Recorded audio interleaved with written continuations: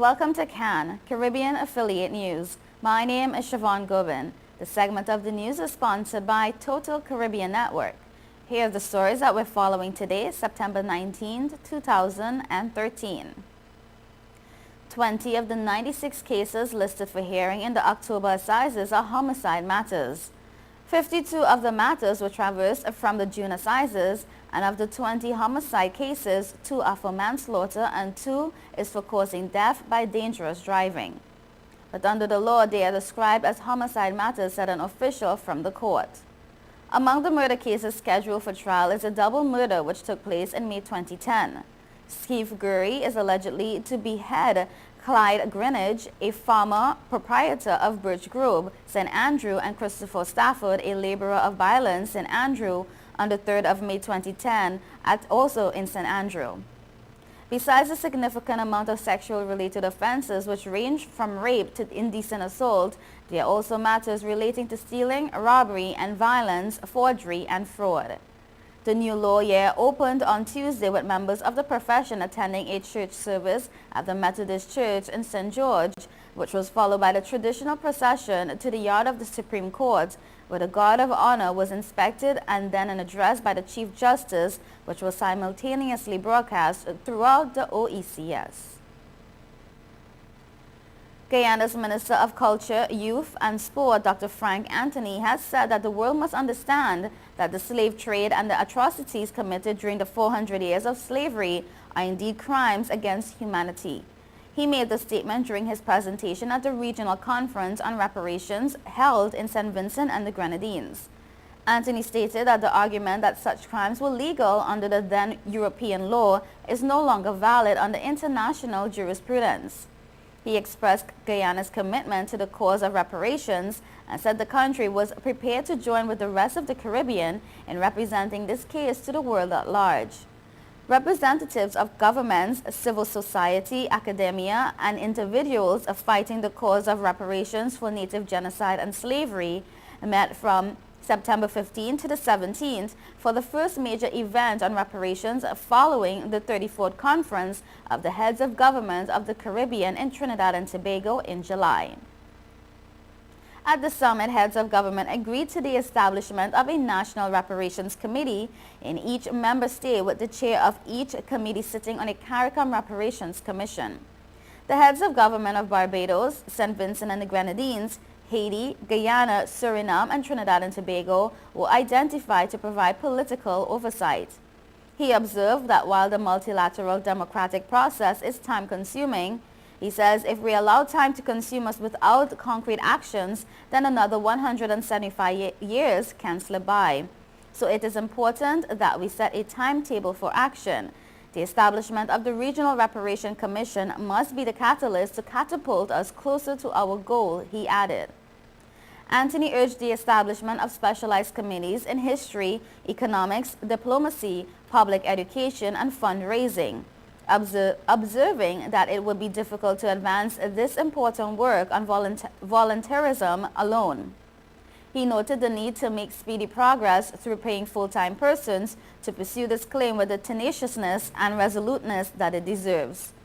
The minister also noted the need to build an international alliance through coordination of foreign policies to articulate the call at the multilateral levels. He called for the recruitment of international voices of reason, men and women of influence that must add their voices to right this historic wrong, and we must keep knocking at the door, he says.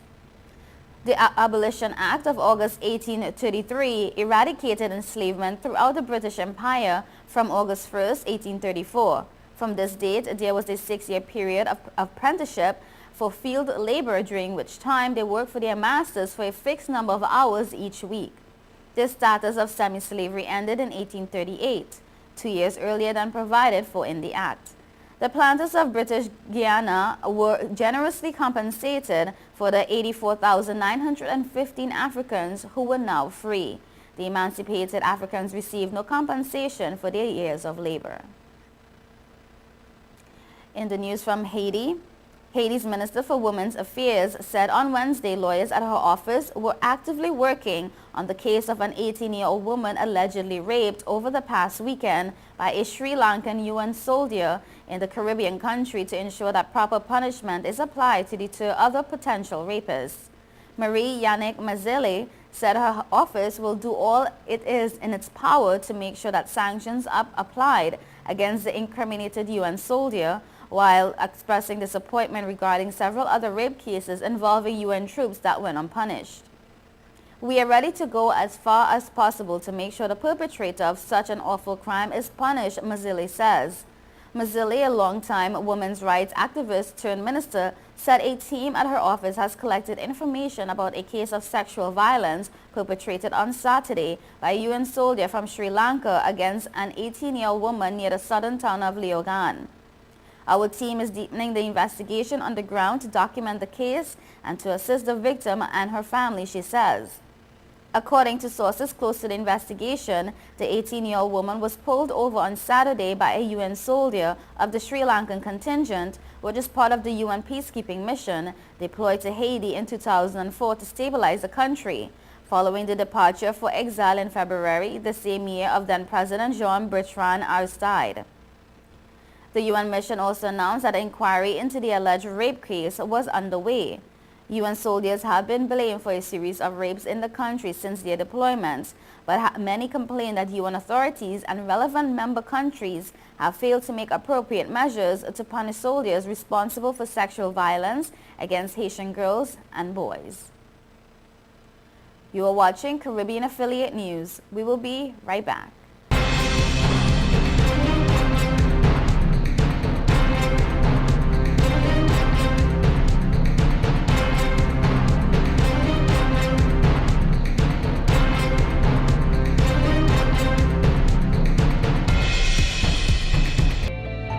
5 million customers use Leica Mobile for affordable international mobile calls, connecting over 2.5 million mobile calls daily, helping our customers stay in touch with their loved ones, whether they be in Asia, Africa, Europe, or the rest of the world. Every 5 seconds, a new Leica Mobile customer joins our growing family, helping you to make affordable international calls across the world. Leica Mobile. Call the world for less. Hey, excuse me, if you see me smiling, that's 'cause I'm chilling on Total Caribbean Network.